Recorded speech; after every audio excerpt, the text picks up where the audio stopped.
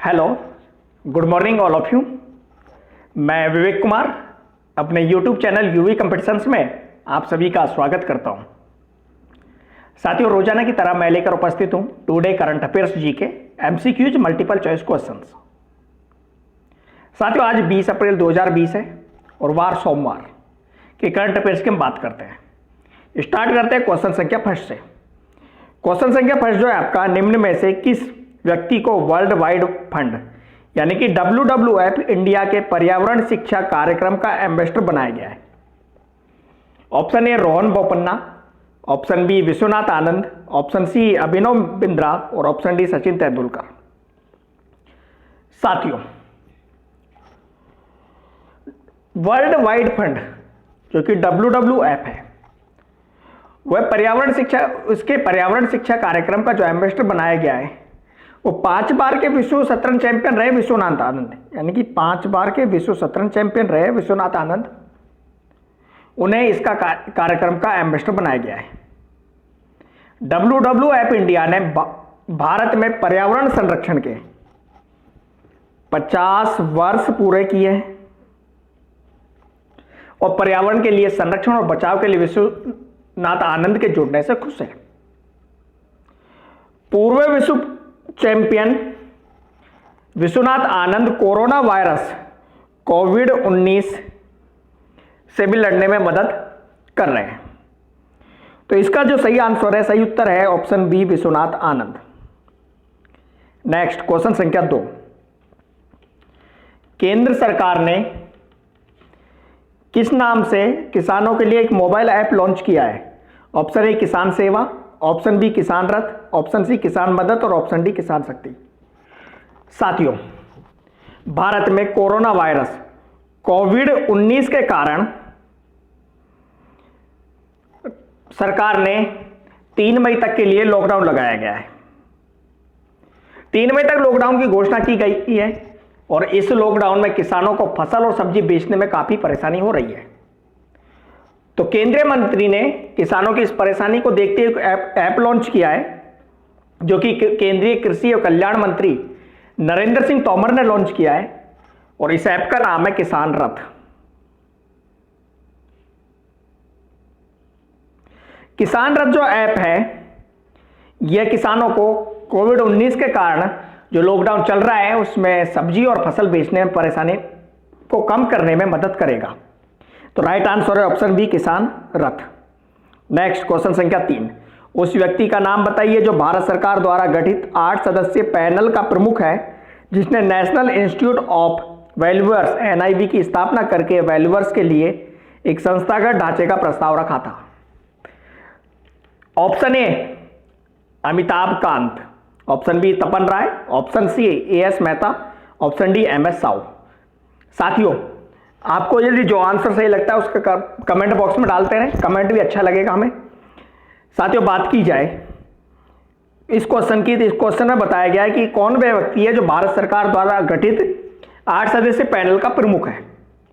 तो साथियों, भारत सरकार द्वारा insolvency and bankruptcy board of India के चेयरपर्सन MS साहू की अध्यक्षता में विशेषज्ञों की सदस्य समिति ने मूल्यांकन पेशेवरों पर एक रिपोर्ट प्रस्तुत की है और राष्ट्रीय वैल्यूअर संस्थान की स्थापना करके मूल्यांकनकर्ताओं के लिए संस्थागत ढांचा प्रस्तावित किया है और इसके जो अध्यक्ष बनाए गए हैं वो अध्यक्ष है MS साहू। तो option D is right answer, MS Sahu. Next question संख्या 4। केंद्रीय कृषि मंत्री नरेंद्र सिंह तोमर ने किन फसलों पर अप्रैल 2020 में राष्ट्रीय सम्मेलन 2020 की अध्यक्षता की है? केंद्रीय कृषि मंत्री जो नरेंद्र सिंह तोमर है, उन्होंने अप्रैल 2020 में कौन से सम्मेलन की अध्यक्षता की है? ऑप्शन ए रबी फसल के लिए, ऑप्शन बी खरीफ फसल के लिए, ऑप्शन सी जायद के लिए और ऑप्शन डी मासी के लिए। साथियों, इस समय मई जून के माह में खरीफ की फसल काटी जाती है, यानी कि जो ये चल रहा है अप्रैल मई जून मार्च अप्रैल में खरीफ की फसल काटी जाती है और जायद की फसल बोई जाती है। तो इस समय जो नरेंद्र सिंह तोमर है, केंद्रीय कृषि और किसान कल्याण मंत्री नरेंद्र सिंह तोमर ने वीडियो कॉन्फ्रेंसिंग द्वारा खरीफ फसलों पर राष्ट्रीय सम्मेलन की अध्यक्षता की। उन्होंने कहा कि सभी राज्यों को मतलब ऑल स्टेट्स को खरीफ लक्ष्य को प्राप्त करना चाहिए और साथ ही किसानों की आय को दोगुना करना चाहिए। तो इसका राइट आंसर है ऑप्शन बी, खरीफ फसल के लिए। नेक्स्ट क्वेश्चन संख्या 5, केंद्रीय वित्त मंत्री निर्मला सीतारमण ने दूसरे G20 वित्त मंत्री और केंद्रीय बैंक गवर्नेंस सम्मेलन में भाग लिया। G20 की 2020 प्रेसिडेंसी थीम क्या है? ऑप्शन ए 2020 में व्यापार और निवेश, ऑप्शन बी एक परस्पर संसार को छोड़ना, ऑप्शन सी सभी के लिए 21वीं सदी के अवसरों का एहसास, ऑप्शन डी दशक के लिए महिला सशक्तिकरण। साथियों, केंद्रीय वित्त और कॉरपोरेट मामलों की मंत्री निर्मला सीतारमण ने दूसरे G20 वित्त मंत्रियों और केंद्रीय बैंक गवर्नेंस सम्मेलन में भाग लिया। यह जो बैठक है यह सऊदी अरब की अध्यक्षता में हुई। इसका उद्देश्य जो था वो कोविड-19 महामारी संकट के बीच वैश्विक आर्थिक दृष्टिकोण पर चर्चा करना था।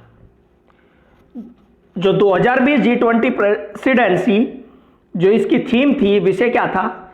सभी के लिए 21वीं सदी के अवसरों का एहसास है। तो राइट आंसर ऑप्शन सी, सभी के लिए 21वीं सदी के अवसरों का एहसास। नेक्स्ट क्वेश्चन संख्या 6, दुनिया के किस सबसे लोकप्रिय साइकिलिंग टूर को कोरोना वायरस की वजह से स्थगित कर दिया गया है? Option A Cadel Evans, option B Tour de France, option C tour de cycling और ऑप्शन डी इनमें से कोई नहीं। साथियों, इस समय विश्व में कोरोना वायरस महामारी चल रही है। कोरोना वायरस महामारी के चलते दुनिया के सबसे लोकप्रिय साइकिलिंग टूर डी फ्रांस को कोरोना वायरस की वजह से स्थगित कर दिया गया है। टूर डी फ्रांस को कोरोना वायरस की वजह से स्थगित कर दिया गया है। तो इसका right answer option B, Tour de France. साथियों, यह जो साइकिलिंग रेस थी यह 29 अगस्त से 20 सितंबर के बीच आयोजित होनी थी। नेक्स्ट क्वेश्चन संख्या 7, नोमुरा के अर्थशास्त्री सोनल वर्मा के मुताबिक भारतीय अर्थव्यवस्था कितने वर्ष में पहली बार पूरे वर्ष कमजोर रहेगी? ऑप्शन ए 40 वर्ष, ऑप्शन बी 50 वर्ष, ऑप्शन सी 60 वर्ष और ऑप्शन डी 62 वर्ष। साथियों, नोमुरा के अर्थशास्त्री सोनल वर्मा, उनके मुताबिक भारतीय अर्थव्यवस्था 40 वर्ष में पहली बार पूरे वर्ष कमजोर रहेगी और इसका मुख्य कारण है कोरोना वायरस में के कारण। उन्होंने कहा कि लॉकडाउन बढ़ने से उत्पादन में प्रत्यक्ष 8% से अधिक की गिरावट आई है और इस वजह से अर्थव्यवस्था काफी कमजोर हो जाएगी और 40 वर्ष में पहली बार ऐसा होगा कि अर्थव्यवस्था कमजोर रहेगी। तो राइट आंसर है ऑप्शन ए 40 वर्ष। नेक्स्ट क्वेश्चन संख्या 8, अंतर्राष्ट्रीय मुद्रा कोष की रिपोर्ट के मुताबिक किस महाद्वीप पर इस वर्ष वृद्धि दर शून्य रह सकती है? ऑप्शन ए की बात की जाए तो एशिया, बी यूरोप, सी अंटार्कटिका और डी ऑस्ट्रेलिया। साथियों, अंतर्राष्ट्रीय मुद्रा कोष IMF की रिपोर्ट के मुताबिक एशिया महाद्वीप पर इस वर्ष वृद्धि दर शून्य रह सकती है और इसका मुख्य जो कारण दिया गया है वो कारण है आपका कोरोना वायरस की वजह से। मुख्य कारण क्या है? कोरोना वायरस की वजह से एशिया जो महाद्वीप है उस पर वृद्धि दर शून्य रह सकती है और यदि ऐसा हुआ तो यह पिछले 60 वर्ष का सबसे बुरा प्रदर्शन होगा। नेक्स्ट, छत्तीसगढ़ सरकार ने लॉकडाउन के दौरान फलों और सब्जियों की डिलीवरी के लिए किस वेबसाइट को लॉन्च किया है या शुरू किया है? Option A CG Haat, option B CG Khudra, option C CG veg और ऑप्शन डी सीजी बाजार। साथियों, प्रधानमंत्री नरेंद्र मोदी ने 21 दिन का लॉकडाउन घोषित किया था 14 अप्रैल तक। बाद में इस लॉकडाउन को बढ़ाकर कर दिया 3 मई तक। तो लॉकडाउन के बढ़ने के कारण प्रत्येक राज्य में और पूरे देश में सब्जियों और फलों की किल्लत होने लगी। तो इसके लिए छत्तीसगढ़ सरकार ने एक वेबसाइट शुरू की है और वो वेबसाइट का नाम है सीजी हाट। तो option A is right answer है इसका, सीजी हाट। और क्यों की है? क्योंकि लॉकडाउन के समय में जरूरी आवश्यकता यानी कि सब्जी और फल की आवश्यकता की पूर्ति के लिए। नेक्स्ट क्वेश्चन संख्या 10, गृह मंत्रालय ने सरकारी कामकाजों में किस ऐप का सुरक्षा की दृष्टि से उपयोग करने पर रोक लगा दी है? Option A TikTok, option B Zoom app, option C WhatsApp और ऑप्शन डी फेसबुक लाइट। साथियों, चीनी ऐप जूम ऐप पर गृह मंत्रालय ने सरकारी कामकाजों में ऐप पर सुरक्षा की दृष्टि से रोक लगा दी है। तो राइट आंसर है ऑप्शन बी जूम ऐप। तो साथियों, ये था आज का हमारा करंट अफेयर्स जी के, जो कि आपके लिए अत्यंत महत्वपूर्ण है।